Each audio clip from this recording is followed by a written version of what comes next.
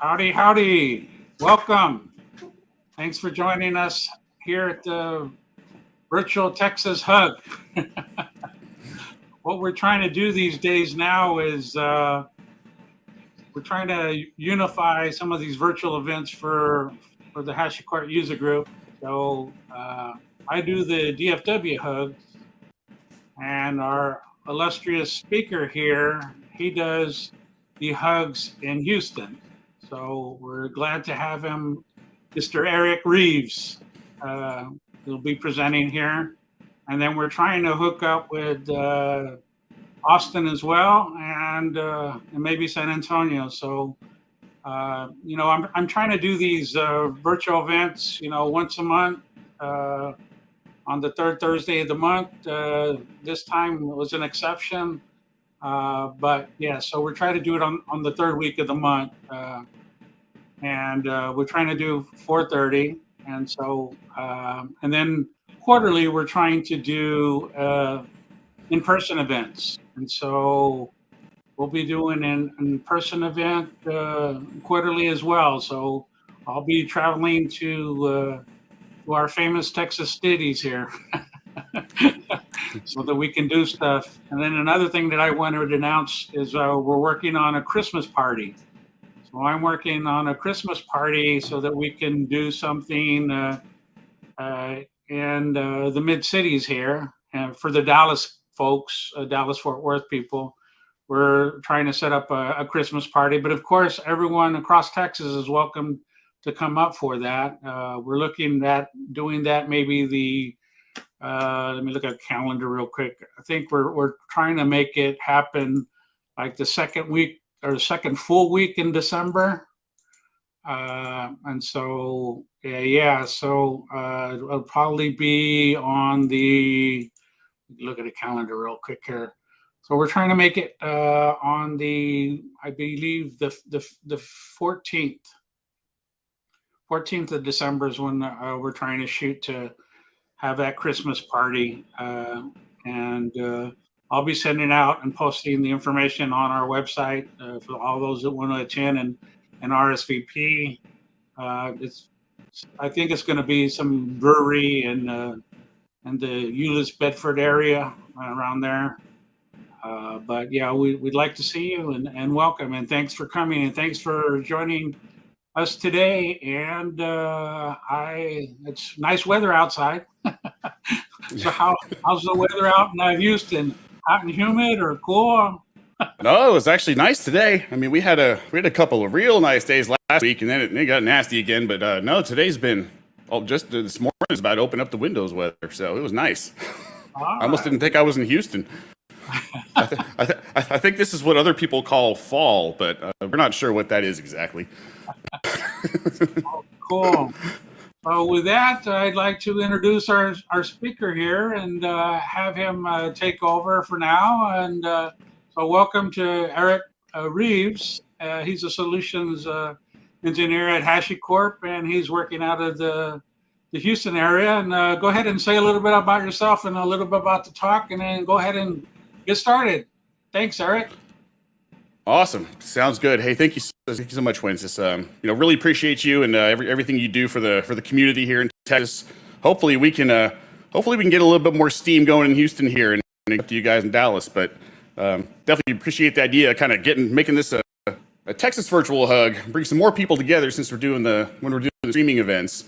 And then also he's gracefully, we've kind of renamed the Discord to Texas Hug, so we can get somebody to drop the link there in YouTube and hang out. Maybe we'd get some more lively chatter going on in there every once in a while. And I think after this is over, if anyone's interested, we're gonna pop into VC for a little bit, pop into voice chat on Discord and hang out for a little while. So that sounds a little appealing. Come hang out afterwards.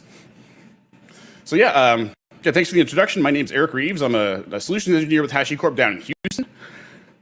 Before I came to HashiCorp, I was at a SaaS shop down here in Houston. I was a hands-on operations SRE practitioner for 17 years. Went all the way from a half rack of super micros to fully automated multi-region AWS. They're just about completely out of the data center when I left just earlier this year. So quite a long journey. and I love talking about all this DevOps stuff. So what I proposed to talk about today was, we just had HashiConf recently, and there were a bunch of super cool announcements. So I went ahead and stole the deck and figured I would start us off by just going through a lot of the announcements that came out. If anybody has questions, please pop them into the side chat over there in YouTube, and I will try to keep an eye on it. Wentz, just keep me honest if I miss any, please. And yeah, be happy to answer questions if any pop up. So after we finish that, I'm going to spend a little bit of time sort of digging through Boundary. So we'll do sort of a good Boundary overview with from the lens of Zero Trust and what it accomplishes for you. And then if we have time there at the end, we'll get to a demo. So with that, let's get this kicked off. Where is the slide button in StreamYard? There we go.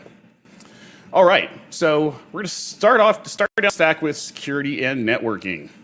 Of course, everybody's favorite Vault. So Vault is kind of the linchpin in our Zero Trust story these days, right? A lot of people come to Vault with secrets, with the use case of secrets management. That's usually their entry point to it. But in my opinion, the real power is when they sort of wrap their heads around the identity brokering functionality, right? The notion that it's got a whole bunch of, it's got a huge number of authentication methods available to it, right? So the first thing that's important to Vault is understanding who or what it's talking to, right? It could be a human user, it could be a service, and there's 100 different ways identity is tracked these days. So Vault has a lot of ways to identify those users, and then you have very granular policy control over what secrets or what services you're trying to grant them access to. So just to give the overview, and we're going to dive into that a little bit more also when we sort of kick down the boundary half of the presentation. So HCP Vault on Azure is now in beta. We do have AWS and GA. So HCP Vault deployed in what's called an HVN, right? So that's a HashiCorp virtual network. Ultimately, what it is, it's an AWS account in a VPC in the case of AWS, or a VNet in the case of Azure, that is owned and managed by HashiCorp, but resources within that account are dedicated to a single customer. We then deploy one or multiple Vault clusters into that account. If you do multiple and you're at the plus level, you set up replication. So you can have a multi-region DR solution without having to actually manage it yourself. And now this is in beta for Azure. I have not kicked tires yet on Azure, but I have used AWS successfully. Got a pretty big customer about to onboard a fairly large use case to it, which is pretty exciting. So it's absolutely it's a fantastic way to get all the power of Vault without having to deal with even the automated headaches that you get with the Vault Enterprise, right? It's a feature parity with Vault Enterprise, so anything that works locally is going to also work here. You can either expose it over a public interface over the internet, which is usually okay. It's okay for some use cases. Typically, folks like to keep that traffic private. So we support, in the case of AWS, Transit Gateway and VPC peering so that you can establish private connectivity to that HCP Vault cluster. And then on Azure, I apologize, I don't know what it's called, but we support the equivalent of that on Azure. So you can have private connectivity to the cluster as well. So new and notable. So Vault as a security module. Ultimately, this is about a KMIT base server profile and some PKS 11240 extended provider support. To be perfectly frank, not very experienced with that piece of it. Encryption, of course, is a super popular use case, and BYOK is now supported with that. OCSP is a new endpoint. This deals with pulling certificate replications one at a time. An ecosystem update. So the Oracle Secrets Engine has been updated, and then Redis is now an officially released Secrets Engine as well. Redis is a super popular in-memory cache. So it's in AWS you can deploy it as Elasticache. Typically used when you have maybe a stateless cluster of nodes and need to share state between them, but you don't want to have that on disk. I'm getting reports that the audio is glitching out pretty bad. Let me take a quick minute StreamYard doesn't have a client. StreamYard's all done through the browser.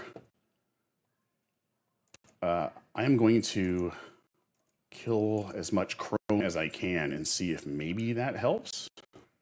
I was hoping there was a standalone client, but it does not look like there is one. Sorry about this, folks.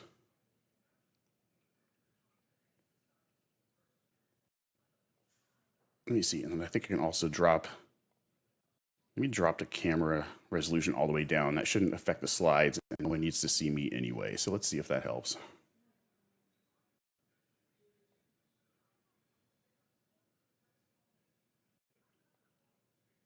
All right, let's see if that makes a difference. If not, maybe I'll just shut off the camera while it's going. We'll give this a shot and see how far it gets us. So next on the list is Boundary, right? So while Vault is sort of the core of handling secrets management and the identity brokering piece, so a lot of the service-to-service communication aspects, Boundary is what solves the human-to-system use case, right? So Vault also sits at the core. Users authenticate against Boundary, which ultimately Boundary can be tied to an OIDC provider. SSO, Azure AD, I've configured it with before. So user authenticates Boundary either with a command line utility or a Windows desktop tool. They are granted access to a set of targets, and they are able to remotely access those systems. So the way to think of Boundary is it is a modernized dynamic replacement for the notion of a bastion host, right? I think we're all used to having to SSH into a system. From there, you're able to bounce around the environment. So, but once the user's on the bastion host, typically they've got full run of the network. In this case, you run what are called Boundary workers close to the systems that you want users to be able to access. The user will then authenticate up to control plane, and then their traffic is routed down to the worker and actually proxied through the worker to the target host. So the only network access you have to allow is from the user to the control plane, which if it's HCP is up in the SaaS solution, and then to the worker. They don't actually have to be able to bang on the direct target host at all. So quick solution, well, we're going to go into some more detail about this. Because HCP Boundary is now GA. It was in beta for a while, but it is now officially in GA and available to kick the tires on. So what that allows you to do is to run the control plane piece up in our SaaS platform, and then you deploy the workers anywhere you want to grant remote access to services. If you want to play around with it, you can even just deploy the worker on your workstation, run a Docker container that has an SSH daemon, and you can get it and kick the tires that way. So we'll definitely spend some more time on this a little bit later. Yep, I think that's all I said there. Yeah, we'll go into that more later. So console, the next piece of the puzzle is console. So while Boundary focuses on the user to system use case, console is ultimately for securing service-to-service communication, right? Once you've got all these services out in a production environment, you want them to be able to, number one, discover the other services that they need to be able to connect to, because of course, everything in cloud environments is dynamic and constantly moving. IPs mean nothing. Traditional subnet firewalling strategies don't make any sense. So with console, you have the ability to register everything with a central service registry, which gives them an identity. So instead of now doing firewall rules by subnets and ranges, you literally can specify intent and state, for example, I need my application servers to be able to talk to my database servers. And when that communication happens, go ahead. I have a question. Sure, please. From time is I assume people can run their own control planes, or is that somehow discouraged? No, so Boundary has been open source for longer than HCP has been around. So you are absolutely able to download open source Boundary, and then you can run your own control plane as well. It's not 100% feature parity with HCP Boundary. There's some cool stuff that HCP does. One of them I'm going to try to demo later, which is actually, there's two ways to deal with identity. One is called brokering, where basically the credentials are retrieved from Vault and then given back to the end user. But that means that those credentials are in the hands of the end user. It's possible they can leak from there, even though they are time-bound and short. They could leak. Injected credentials are different. So with injected credentials, Vault will actually, it'll serve the credentials to the boundary worker. The boundary worker authenticates to the target system, and the user is just given a set of dummy credentials that don't actually get into the target system. So the credentials that are retrieved from Vault by the worker are, again, used to connect to the target system, and then the client actually doesn't see them at all. It's completely transparent. So those credentials never even trade hands, which is pretty slick, I think. And I'm going to demo that with an SSH use case after we finish up this piece of the presentation here. Awesome. Thank you for the question. I think things are a bit more stable. I'm going to open YouTube, see if I can. There we go. I think I can see the side chat now.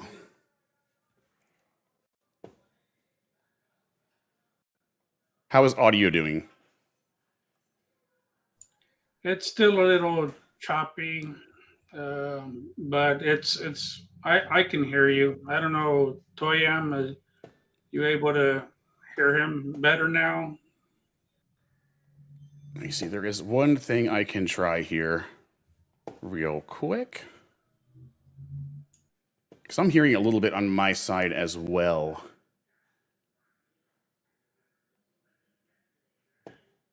One moment, folks. Let me give this a shot. I think I can adjust the audio buffer on this.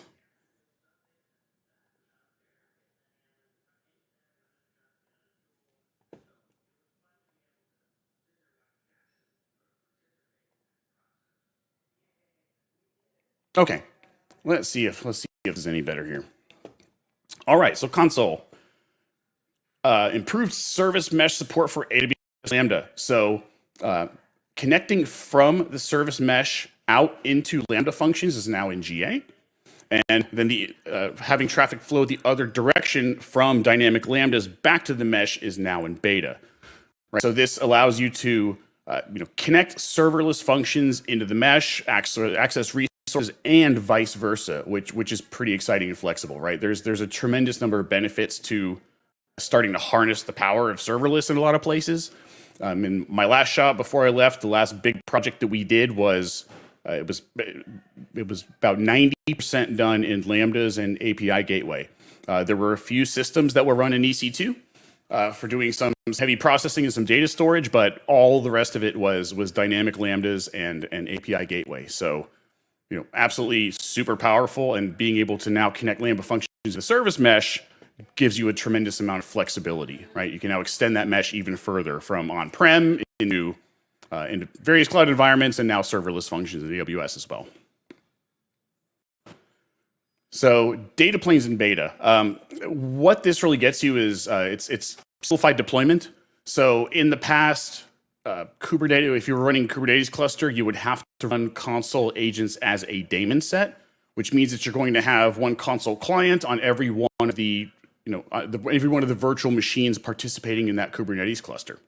So now that piece can go away. The daemon set doesn't have to be run anymore. The remaining components are combined, and you simply have to run the sidecar within the pods, and all the data plane and all that traffic is consolidated at that layer without having an extra component to have to manage.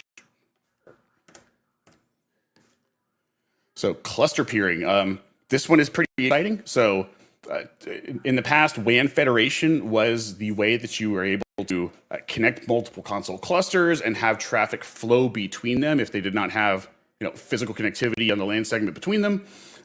Cluster peering is quite a bit more flexible. So one of the more recent features is it's what's called administrative partitions. So with those, it's consider it sort of like a virtual host of sorts, right? You're able to carve a console cluster up into administrative partitions, similar namespaces in Vault also in a way, right? And various users can be granted access to those partitions, and now you can do peering at a partition level, which is gives you a whole lot of flexibility, allows for additional topology types that weren't possible before. So this is pretty exciting and a good step in the right direction for console. This one's super cool. I'm looking forward to kicking the tires on this. I have not tried it out yet. So there's now an HCP-based centralized management plane for console, and that's not just for the SaaS-based clusters. That is also for self-hosted. So you are able to register all of your console clusters globally with this central management plane. and have a global view, including when things are, when clusters are out of date, latency to them, get a global service listing, CVE notifications. So super cool to have this central pane of glass for console. And I'm keeping my fingers crossed that we see some announcements with other products with a sort of a similar approach, right? I mean, a lot of folks have these things deployed in a distributed manner, and having a consolidated view of their global infrastructure is incredibly powerful. So hopefully, this is the first of many. I don't know anything behind the scenes. I'm just saying that myself. So hopefully hopefully we'll get to see some more of this. But this is an awesome first. I'm looking forward to giving this a shot. So infrastructure and applications, everybody's favorite Terraform, right? So the CDK for Terraform is generally available. So CDK is the cloud development kit. What this allows you to do is to express infrastructure in whatever programming language you want. So if you have the need to integrate with Terraform at a lower level than just APIs, there are libraries. The CDK is available for TypeScript, Python, Java, C#, Go. I'm not entirely sure who wants to express infrastructure in TypeScript, but I guess those people exist, so it's there now. But it was in beta for a while. That is now in GA. Typically, this is for folks who are trying to integrate at a lower level than just standardized pipelines. So it's an extra bit of functionality that also keeps things sort of on par with the CDK offerings of a lot of the major cloud providers. So, which one's this? Optional attributes with defaults, right? Okay, so this one's pretty interesting. What this one allows you to do is not just specify defaults at the module level, but even at the variable level. So if you have complex objects that are inputs, that are set as inputs for a module, then bits of that can be optional and have default values assigned. This way, if you have, again, sort of complex, maybe like a dictionary that's got 3 keys, one of those keys can be left out and have a default value instead of the user having to feed all of them in every time. So it's just more flexibility with module development and ways you can sort of get your infrastructure code decoupled. And this one is super cool. There's a lot of movement around modules, another feature we're going to cover here in just a minute, and making sure that you're able to sort of take your monolithic infrastructure code, which hopefully you're not building it monolithic, hopefully you're keeping these things modular and getting things refactored. So the moved block is something that has existed before, but now you can actually use the moved block to refactor resources to external modules, right? So in the example I snipped here, there was a resource called AWS instance.hashiapp in the module right here. And you can specify that not only did it move to another resource name, but to a completely different module. So this gives you a lot of flexibility. If sometimes these things happen, it's good to try to keep things modular, but sometimes it happens, right? It starts to get bigger, and then unfortunately, those types of things tend to snowball out of control if you don't get a handle on them. So yeah, it's definitely best practice to try to keep things as modular as possible. If you're a Terraform customer, take advantage of that private module registry. Draw the boundaries around where you're building your modules in logical fashion so that they're easily reusable, right? So yeah, this allows for easier refactoring from monolithic chunks of Terraform into external modules that can much more easily be shared and versioned amongst teams. And also on the path of modules is no-code provisioning. So we have lots of customers asking for functionality like this, right? They've got developers who just want to be able to deploy bits of infrastructure, have no interest in learning Terraform. And some folks, once they start to dip their toe into Terraform, they realize it's not really bad, right? They hear infrastructure code and get a bit intimidated, but once you've really looked at some HCL, it's a fairly simple declarative. I almost hate to call it a language, right? It's really a simpler JSON in a way, right, for sort of expressing infrastructure. So with no-code provisioning, what this allows you to do, I'm sure many folks, if you've written Terraform, you've seen a pattern where there are certainly plenty of modules available in the public registry that you can assemble together to build a full application, right? So maybe you grab a VPC module to build a VPC. Then you grab some RDS module to deploy a database, and then an EKS module to deploy Kubernetes, maybe API gateways, et cetera, right? So now you've got this collection of 4 or 5 modules that ultimately are all used to deploy a single bit of infrastructure that should be managed as a single entity. And the pattern to accomplish that is essentially build a module on top of those, right? So you've got one top level module that's calling several child modules ultimately to build a bunch of infrastructure. Now you can take that top level module in Terraform Cloud, you can mark it as you can make it no code ready. So all you do is mark it as no code ready.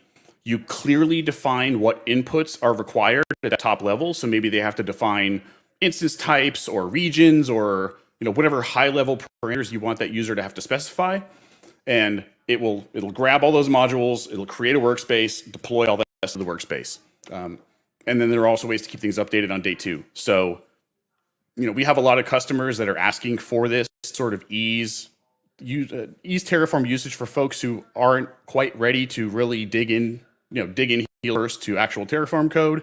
So this is a pretty big one. We've got a number of customers that are pretty excited to see this. This is all pretty new. I haven't had time to try this one out either, but this one is next on my list to build a little demo around. So I'm looking forward to giving this a shot. Continuous validation. So this one is super cool. So there's a couple of things that this gives you, right? There are now assertions that are post conditions that you can add into your Terraform. And there's different use cases for the pre and post conditions. So pre conditions are going to be before the Terraform code is actually planned or executed. So that is a place where you can do things like some basic syntax validation. You can make sure that if you have an input parameter that is, maybe it's AWS instance type, and you only want people deploying a few instance types, right? There's several ways that you can enforce that. One, you could use Sentinel policies potentially, or you could write a simple validation check right there in the Terraform code without having to go out of band to Sentinel, right, to write this basic verification. So that gives you a lot of power, essentially to catch errors quicker than having to wait for the full plan to happen, right? Because you're going to get almost instant feedback on this. It's a form of sort of controlled linting, right? So you're going to get instant feedback on that. You don't have to wait for the plan to run because sometimes plans can take a while. So very quick feedback on basic things, and you can write it straight in Terraform.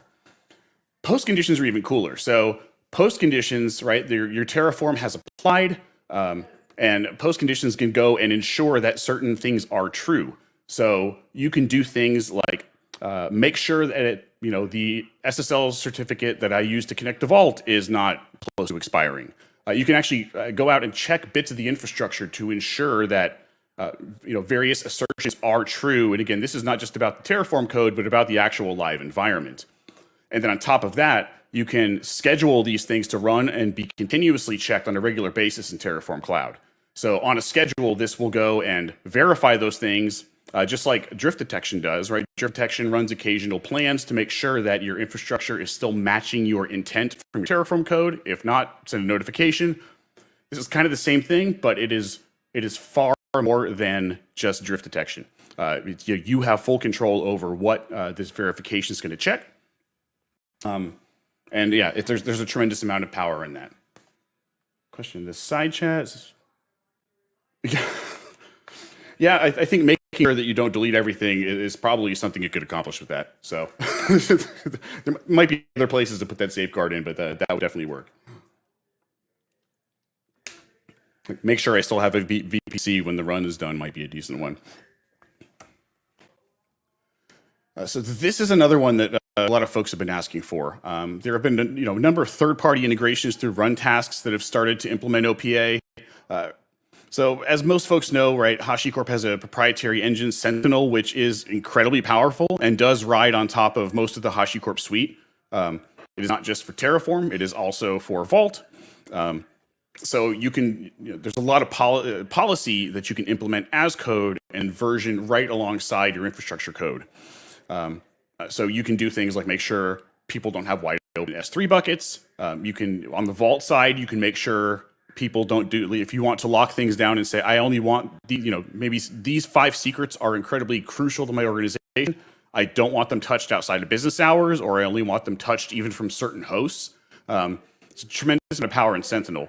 But OPA is an open standard. There's tons of policies out there already written, and now you don't have to go to a third-party integration to take advantage of those. So if you've already got Sentinel in place, it'll continue to work. Essentially, when you build a policy set in Terraform Cloud, you can point it to a ECS, point it to a GitHub or a Bitbucket, GitLab, whatever repository, and even point it to a folder. So just today, I was updating my workspace, and I've got now a folder for Sentinel policies and a folder for OPA, all in the same repository. And it widens the breadth of what off-the-shelf policies you have available without having to actually, necessarily learn to write either of these languages on your own. So that is a pretty big one. And I don't think it was mentioned here, but another thing that's come soon is actually a Sentinel registry, right? So as you have a private module registry, right, where you can publish modules that you've written and make it very easy for folks to consume them, like in almost point-click fashion, like we have the public module registry on the website. There is now a registry for Sentinel policies. So no longer do we have to point people at a random GitHub repo. They go look at the Sentinel files, right? It's now all going to be nice, cleanly integrated in the UI, which is pretty big. So Nomad, Nomad is actually seeing some pretty cool forward progress. It was kind of one of my favorite projects when I started at HashiCorp because Kubernetes honestly drives me crazy. The learning curve is insane, and it sounds like it's not bad when you do the hello world until you've tried to run it at scale in production. And Kubernetes, it's very hard, very fast. So I love Nomad's simplicity and ability to actually have a development environment that looks just like production, which that's not exactly a thing in Kubernetes. There's 4 or 5 different micro distributions, and none of them are quite feature parity with the real thing. So yeah, I'm a big Nomad fan. So with 1.4, they're now GA. So there are now native health checks. So without having to rely on console, Nomad itself can run health checks against services and cycle things if needed. And ASL roles, and I actually not too sure what those two are. I did not take good notes on this one. Let me take a quick look. Oh, right, variables. So this, you can now have encrypted variables, right? So you can essentially have the equivalent of secret variables like you have in Terraform Cloud available to containers running within containers or processes running within Nomad itself. And then there's some additional service discovery improvements that were introduced that are all native to Nomad without necessarily having to bolt on a full-blown console cluster to the side. Waypoint. So Waypoint is another cool one that you're probably going to start hearing a little bit more about, like you are Boundary, because it is just a step behind. Waypoint has now been introduced as public beta. So since it's not talked about much, to give you the high-level overview, the idea behind Waypoint is to abstract away a lot of the complexity when it comes to a developer taking their code and getting it deployed to an environment, right? At the end of the day, that's all a developer really wants to do. There are all these hoops they have to jump through in the middle with builds and understanding of infrastructure and environments. The idea behind Waypoint is to abstract all of that away. So the experience is essentially a simple HCL definition that says, I want to deploy to Kubernetes in development, or maybe you're deploying to ECS in development because it's cheaper, and then you go to a full-blown Kubernetes cluster at large scale in production, and you can define those stages all separately as essentially very simple stanzas in HCL. So it abstracts away a lot of that complexity and let developers focus on what they need to focus on, which is delivering code and delivering business value, right? It's a way to sort of turn a lot of your containerized environments into an internal PaaS, right? Which is a platform as a service. And the idea behind that is you just drop code in one end and then stuff gets deployed on the other end. So HCP Waypoint is now public beta. So as with Boundary, the control plane can now all run in the SaaS backend, and there are minimal components you have to run on your side. So this would be another cool one at some point to potentially do a demo of, because I don't think a whole lot of folks have really been exposed to it. But again, the idea is to streamline what a developer has to know and understand in order to efficiently get their code out into production, out of development, and then therefore production to deliver business value. All right. So before I jump forward, anybody in the side chat have any questions on any of the cool new announcements?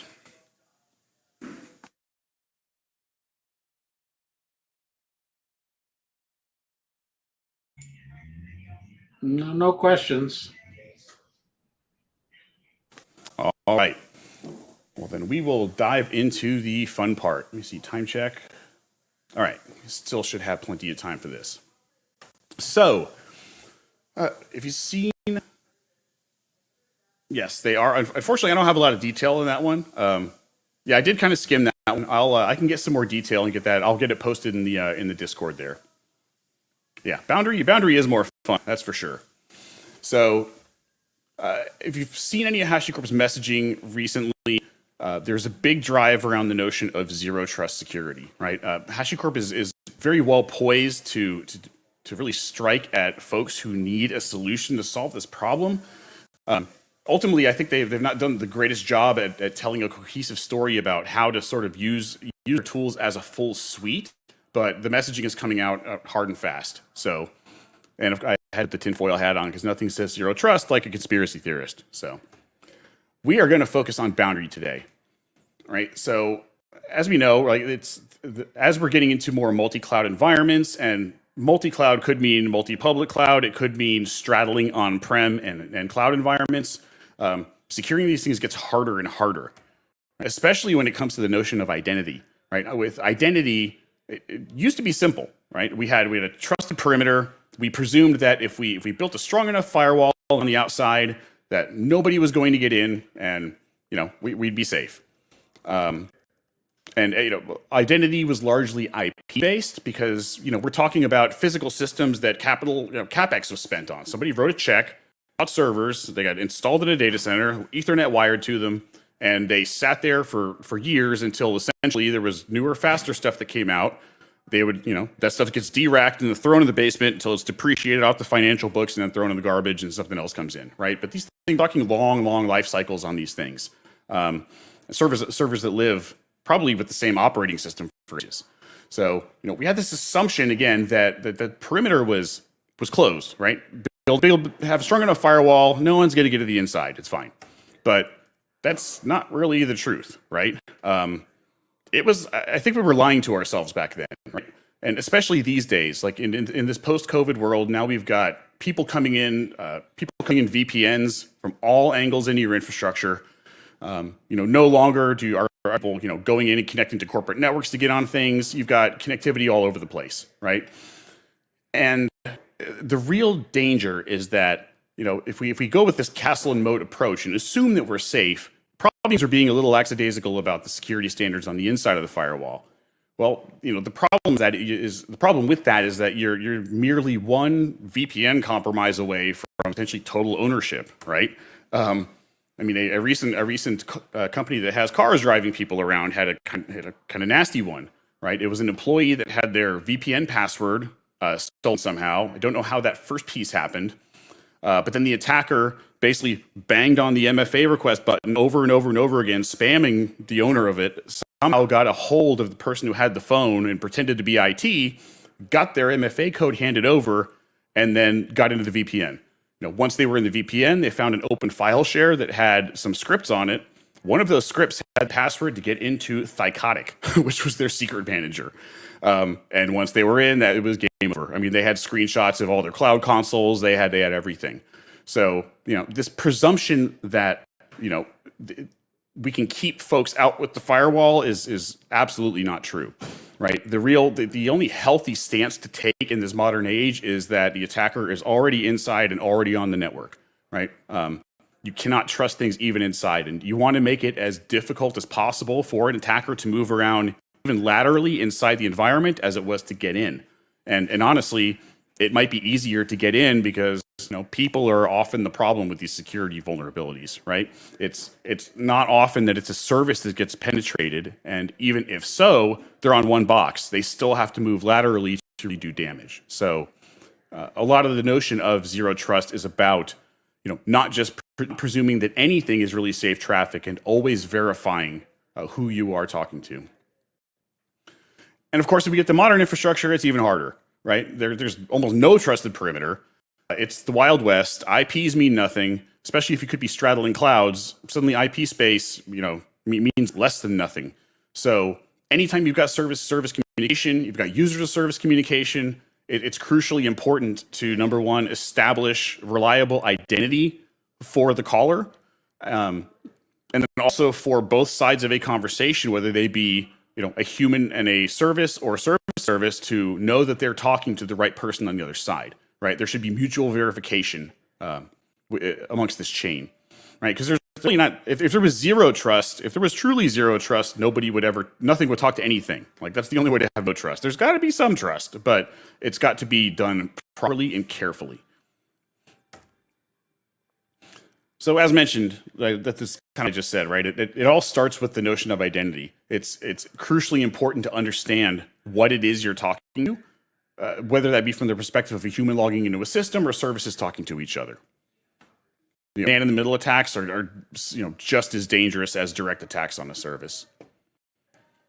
So legacy, it was a bit easier. I mean, IP addresses were static. If we ignore the side for a while, at least on the inside, we typically you would set up things like MySQL database grants that were done by, usually done by IP, because you've got these systems that were living around forever. So IP was a perfect, reasonable way to ensure that, the IPs of my web servers are able to hit the database. Clearly, that makes absolutely no sense anymore. And typically, also, you usually had only one identity store for users. Active Directory is usually the one you run into. Sometimes you'll have folks running LDAP. So, pardon the dogs for a moment. Someone's at the door.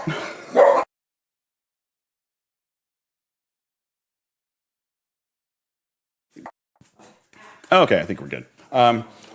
So modern identity, right, this gets a lot harder because now not only do we have, it's not like we are just moving from VMware to AWS. No, there's platforms within platforms, right?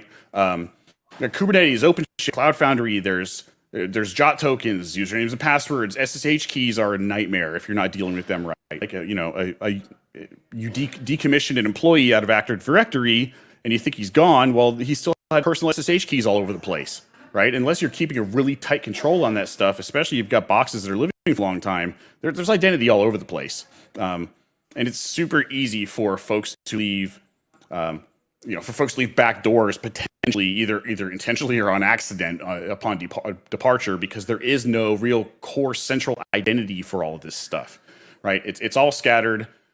Service to service is completely different from user to service. And then now you've also got the notion of these native cloud identities, right? Such as IAM roles in Amazon. You've got machine identity in Azure, et cetera. So it's just way harder. It's gotten far more complex.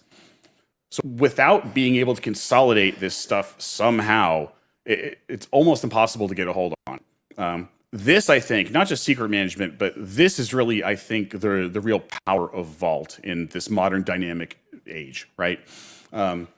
Vault has this notion of, let me see, I'm gonna stick on this slide. Vault has there's three key pillars of Vault, right? First, as we mentioned, we keep hammering in, like, identity is important. You've got to be able to, in a reliable way, verify the caller is who they say they are. Vault has a number of pluggable auth methods, a whole bunch of them. For on the human user side, you've got SSO, OIDC, Azure, LDAP. On the service-to-service side, we can trust native cloud identities. You can do more static tokens and roles that are shared across services. There's a tremendous number of ways that identity can be verified. And then on top of that, you've got a lot of times you're going to have combinations of identity, right?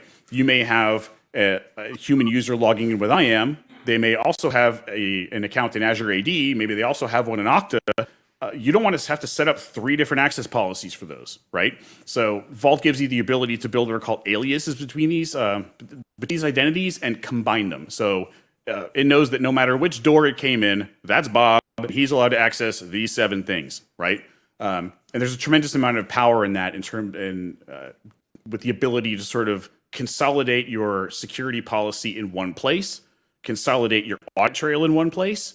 And again, sort of cover both the user service and service-to-service communication issues. So we've sort of talked about the other two. Networking applications, typically kind of covered by applications, can be just talking to Vault directly. Networking is going to be more the console piece. Today, we're going to focus on Boundary. So Boundary is what solves the user to system access problem in a far more elegant way than your traditional Bastion hosts. See, Vault really record identity information beyond the auth information. I think I understand the question. Not humans in addresses necessarily, but I mean, there are users who have to access services, and it's not going to know anything more than the auth method tells it, but that's why you have to tell Vault what auth methods you trust. And then Vault will then inherently trust those auth methods. It definitely does not know your social security number or anything like that. Let's see here. So users and security, right? So the way Vault really, or Boundary really solves this, right, is you can very clearly define what services particular groups of users are able to access. So if you tie Boundary to Azure AD, you can have groups established in Azure AD. And then when Boundary authenticates with it, you've got JOT tokens that come back that identify what groups those users are in. You can build filters, and then you can, within Boundary, map those groups to various roles. And of course, on the other side, you've clearly got to put systems into this thing. You've got to have things for Boundary to grant access to. Those can either be statically configured, which is reasonable in some cases. You can have what are called dynamic host catalogs, which make a lot of sense when you're in dynamic environments, such as any cloud environment. You can point a dynamic host catalog at a tag or an auto-scaling group, and then as nodes are coming and going, they are added to a standard, into a singular host catalog. So if you need to debug, if you need to debug your web tier, right, you can just say, connect me to a box in the web tier. Because a lot of times you don't care. You just need to get into one of them. Now, you can also be specific and tell it which one you want to connect to. But in a dynamic host catalog, a lot of the times, putting on my SRE hat when you're triaging a problem, you don't really care which web server you're in. You just need to get into one to do some live, troubleshooting, TCP dump, tailing logs, etc. So, and then of course you can also register systems in Boundary with Terraform. So at deploy time, you can have systems get registered into various host catalogs to keep all of that up to date. So your users always have a constant list, put up in their face and telling them what they can connect to. And that's the other kind of big, powerful thing, right? Instead of folks having to go to wiki pages and figure out, okay, where's the jump box for the DR site? Where's the jump box for this? Where's the web server, right? They can discover all of that through Boundary, and it is all done dynamically and programmatically. So there's a lot of power in that. As we kind of talk about, we've all dealt with VPNs and Bastion hosts. VPNs are a pain. Everybody, I'm sure, has built hacky SSH tunnels to try to get into something, right? Because maybe they want it to run, say a MySQL client on their workstation because they're a DBA. They don't want to go install that MySQL client on the Bastion host, and they don't want to SSH all the way to the database. So, SSH tunnels are a hack and terrible way to do that. They're a pain. And the other downside is, right, once somebody is on that Bastion host, simply you have to kind of give them unfettered access to all of the things that anybody on that Bastion host might be able to get to, right? I'm sure some organizations might micromanage, purpose-built Bastion hosts for certain things, but I mean, that does not sound like something I'd want to manage either, right? That's going to be crazy sprawl. And then what do you authenticate those against?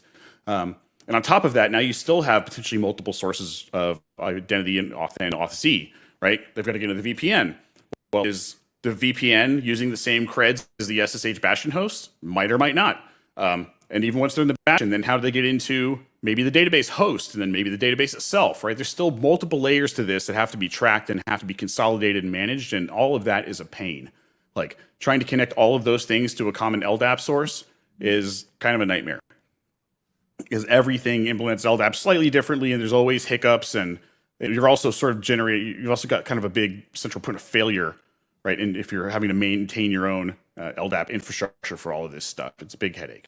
So the way Boundary does it makes a lot more sense with the rest of the story here, right? Again, we start with the notion of identity. And then with that identity, Boundary is able to grant access to a set of roles and services, which are all dynamically registered and categorized by name or intent, right? No longer are you having to remember IP addresses anymore. So the network now remains private. You don't have to have unfettered access from a bastion host to your entire internal subnet. Literally, the only thing you have to have access to, again, is the user has to be able to communicate with the controller, which in the case of HCP Boundary is going to be the SaaS platform. There has to be connectivity between the controller and the worker. And then the user has to be able to connect to the worker. So if you can simply grant access. If this is an AWS, you can have a security group that only lets folks access those Boundary workers and nothing else, right? They can't even ping the hosts on the other side. But even with that tight control, they get a far better experience, right? Because when they actually connect on the client side, we'll show this off in the demo here, right? What actually happens is a tunnel is built from the Boundary client to the worker, right? So after they connect, and again, we will show this off. When they establish that connection, first they're authenticated, then they're authorized to get to services, then they connect. The tunnel is built, and say, for example, with MySQL, the Boundary tunnel is going to exist on a high ephemeral port on your local host. You point the MySQL client at localhost, it gets tunneled over to the other side. You can even use all your fancy tools on your workstation to access these hosts without having to do crazy SSH tunnel insanity, or having to have direct network access from your entire VPN to your most crucial systems on the inside. So it's kind of the best of both worlds. And then on top of all that, Boundary can integrate tightly with Vault in a number of ways. It can integrate Vault either for brokered credentials. So in the case of a brokered credential, if you've done any dynamic credential stuff with secret engines with Vault before, it's sort of that. Boundary will authenticate to Vault, get back a just-in-time credential, say for a MySQL database, which is going to be a garbledy string username and password that only exists for a short period of time. When it expires, Vault goes it in the target. I think I sort of mentioned this up front, but the other thing that HCP Boundary supports, and this is not a feature that's in the open source, is credential injection. So this one's even cooler because in this case, Boundary is actually using those credentials to talk to that target host. And since Boundary has authenticated the user, it doesn't need to pass the credentials all the way back to the user and then have them go back and forth, right? It's kind of a nonsensical round trip. So since Boundary is already authenticated, it provides essentially just a network sock and then a simple password to the user. And that password is not the one that connects to the service. So the user is actually never exposed to the password of that target service ever. And see, we're getting kind of close on time. So let me skip through this so I can quickly show that bit off in the demo. I think we've kind of talked this to death at this point. I think we've kind of talked through this quite a bit. This is a slightly better visualization of the workflow that I've talked about, right? I don't think anybody can see my mouse cursor, but whoops. Right, so users authenticate to the control plane. The control plane can be tied to OIDC. Control plane goes to Vault to get either injected or brokered credentials. And then ultimately, the user is then flowing the control plane, proxying to the worker and then to the target system. So with just a few minutes to spare, now it's time to see how StreamYard is going to behave with my screen sharing. Give me just a moment. I've got a widescreen monitor. So if I try to share the whole thing, it is not going to work very well. Can I share? Let me see. The StreamYard let me share a single window. It does. But I have a few windows to show. All right, I think what I'm going to do is this. I will share a second screen. Perfect. All right, let me get the white windows dragged down here. I'm going to kill YouTube for a moment. All right, I see it. All right. Now we're cooking with gas. All right. Let me get logged into HCP here. Of course, it's not going to work. What is this all about?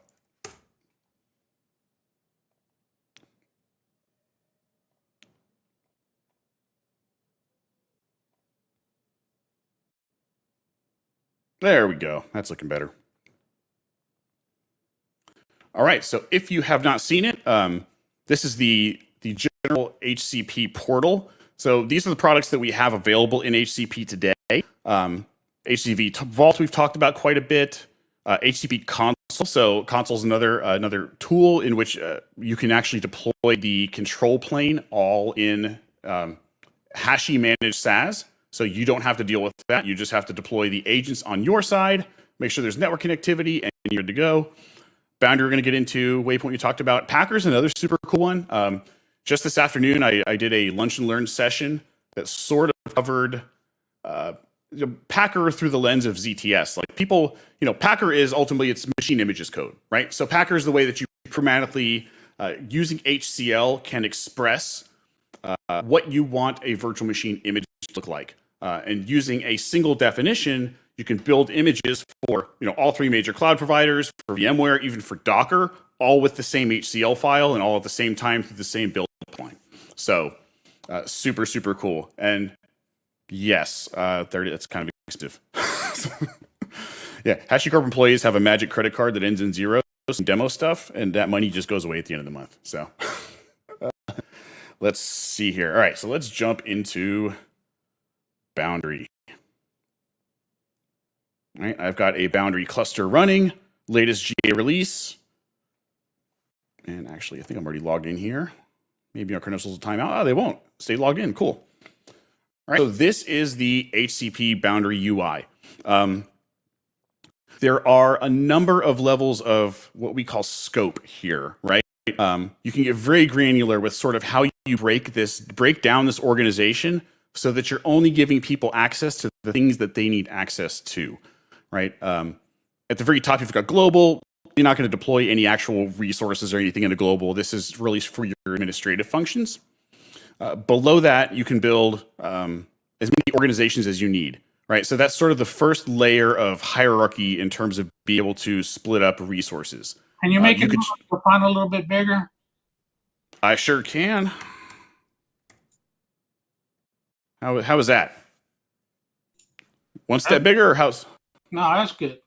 That's good. Okay, wonderful. No, thank you for telling me that. So, organizations don't have to be companies, right? This could be departments, whatever happens to make sense. The next layer, and in this case, what I've built out here in the demo, I built a called HashiCorp User Group. So we open this up, and the next tier down is projects.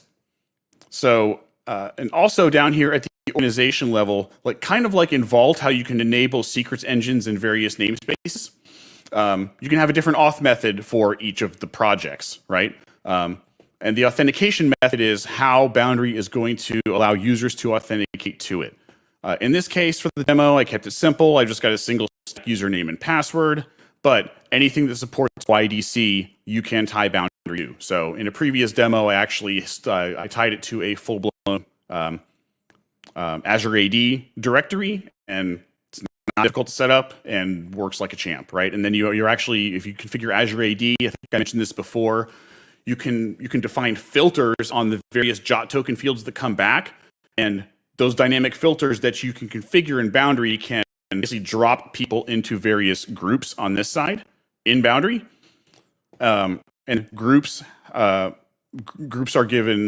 assigned to roles, and roles are what ultimately give folks access. That's the auth Z, right? That's what is authorizing people to access various resources. In this case, I kept it pretty simple for the demo. So I've got one project called SSH Test Project. So within the project, this is when things get a little bit more fun. So we'll start here at the groups and roles. Again, those are just for authenticated users. Let's look at credentials store. Actually, let's start with host catalogs, right? So your top level, you're going to define host catalogs. You might have maybe a host catalog per region in AWS. Maybe you do it by type of host. It's kind of up to you how you want to populate these host catalogs. Host catalogs can be either static or dynamic. In this case, I've created a static one. I've just got 3 actual physical hardware PCs here at my house. They were old gaming boxes left down from the stepkids, and I've just installed Ubuntu on them all, and I use that for my little test Nomad console and cluster. So I actually deployed Boundary workers on those and have them all behind SSH using injected credentials. So I can show that off here. So in here again, this is just a static host set. If it's a dynamic host set, I think I mentioned before that dynamic host sets can be based upon like tags in the cloud provider. So as nodes in a scaling group come up or down, et cetera, those dynamic host catalogs can respond to the environment. Because again, if someone's trying to triage a problem in production, sometimes they have to hit a specific box. Usually they don't. Usually they just got to get in somewhere so they can look at some logs, what's going on. So if we go into our hosts, these are the 3 hosts I have here on my network. I've got Cube, Hypercube, and Horizon. Those are just Cube is where I run all my Plex stuff, and the other 2 I'm actually working on putting all my Plex stuff is in Docker Compose right now, and I'm working on porting all of that to Vault, Console, and Nomad across the full cluster, but not quite yet. So then we've got the notion of a host set under a catalog. So host sets are just a further way to divide systems up. And yep. Okay, that's right. Yeah, so host sets are just another subset of host catalogs there. Where things get a bit more interesting is at the credential store layer. I think the sun is at the door. Give me one moment here.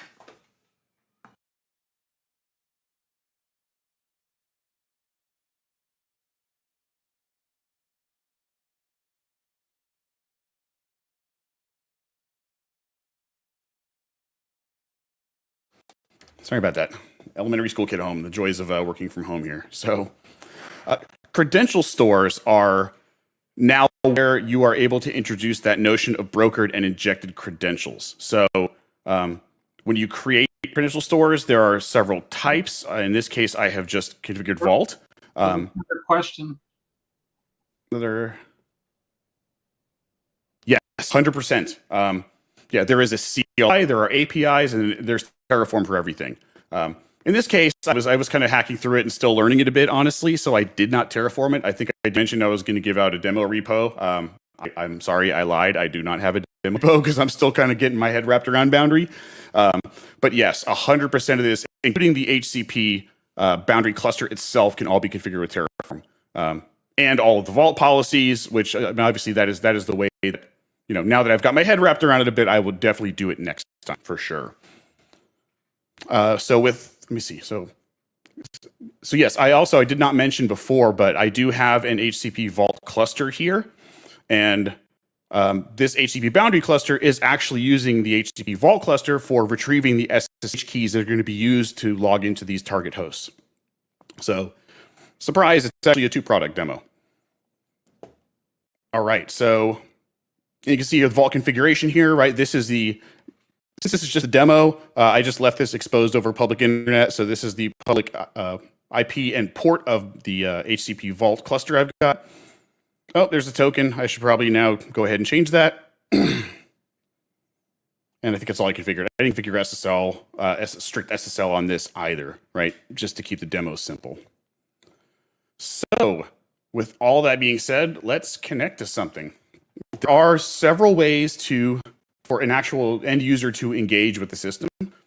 One of the nice ones, again, one of the big problems is always, where's the box? Where's the Bastion host? Where's the freaking wiki page that has all this stuff documented? Don't need that anymore. There's actually there's a Windows desktop GUI and a Mac GUI. I don't know if there's a Linux GUI or not. There's definitely CLI available in Linux. So this provides a much nicer experience for connecting to these things. Pardon me. So log in. Again, I just did static. I'm not tied to AD. As with Vault, when you log in, you have to specify your scope, and then there may be multiple authentication methods, right? You may have a sort of a break glass static admin password, and then OIDC would be available here that users can authenticate against. this case, I'm going to keep it simple. So now we've got the notion of targets, which I didn't discuss before. So, right, there's all these ways to break things down, but ultimately, targets are the things that a user is going to connect to. And based upon the group that they're in and the access you provided them, they're going to get a nice, fancy directory here of all the things they can connect to. These things could be broken up. If, at the org level, if you chose to break this up, maybe by production versus staging versus development, then you could have segmented directories of all the resources that any developer, triaging a system in production, or operations person would need to access, all conveniently available. So if we dive into the target, you can see there's no active sessions right now. We can dive into host. We can see 3 hosts that are there. So if we were to connect at the target level, it's going to connect us to a random host. So we can do that. This was giving me trouble earlier. So I think this is goofy on my box here. So I'm actually going to drag a command line in here. So I have actually, this is just a Windows PowerShell. I've already authenticated. So I already have a token with Boundary. And I can do a targets list. Oh, maybe I have to authenticate again.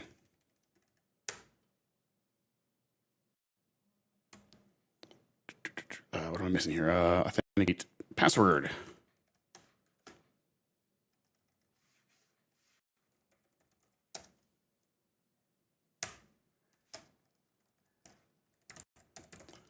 Login name, Eric. All right, now we're logged in. Oh, what's it doing? Oh, wait. I know. I did not specify an environment variable to specify the host name of the clusters. I was trying to go to localhost. All right, and the scope ID has to be to a project. But tell you what, we already know the target ID, so let's just keep this simple here. It is easier to interact with this thing using the Windows client. Ultimately, I've had this work before. I don't know what I've done goofy on my workstation to break it now, but let's go ahead and pick a target. Let me get back to my terminal. There we go. So we're going to you don't have to specify all these command line parameters. There's environment variables that you can set that Windows or Linux that will be respected for all of this. But ultimately, I'm going to specify the target name. It opens PuTTY. Specify Eric, and now I'm on the box, right? So there, I'm on Hypercube. If I open up, if we kill this, and if we notice, I do not have SSH keys configured on this workstation, right? The SSH key is actually stored in Vault as a secret, and that was one of those credential libraries that was specified here over in the UI, right? If we flip back over to the Boundary config, right, the actual credential that was used for Vault to access that host on my behalf is this one right here, right? So this is actually it's the key value secret engine enabled in Vault, and there is a private SSH key stored there. So if I were to go to Vault read, I'm going to get the private SSH key. That's what Vault is actually using to authenticate to the host. I did not have anything configured on the workstation at all. And in the case of injected credentials, there is also this notion of, you still do have brokered credentials. So that's why I had to specify that username Eric, even though there was no password, just to identify myself to the system. Even though I've already authenticated with Boundary, that piece still has to happen. So if I connect again, it's going to round robin me to another one of the boxes, right? Different SSH key. Wait, that's the one we were just on. Should round robin me. Whoops.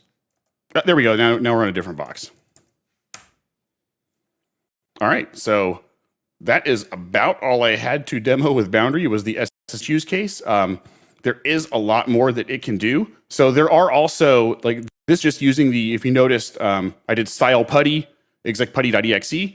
There are also helpers, native built-in helpers for things like MySQL and Postgres, and also for RDP, right? So, when your Windows desktop client is not misbehaving like mine is, it's literally a matter of clicking connect. There's another question. There should be another button, and it'll fire up the RDP client for you. So HCP Boundary allows you to be on the box. Boundary vanilla lets you. Both of them can grant the same level of access to the target system. That's entirely up to you, right? That you can also, you don't have to use those the Vault dynamic credentials.